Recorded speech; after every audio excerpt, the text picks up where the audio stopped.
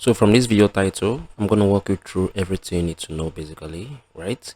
And practically. So ensure you subscribe and turn on bell notification to this channel for lots of educational guides and content like this. What we're going to do basically now, you're going to head over to your Discord, right? So you can see if you have not tested the message right here, you're going to just test in something, right?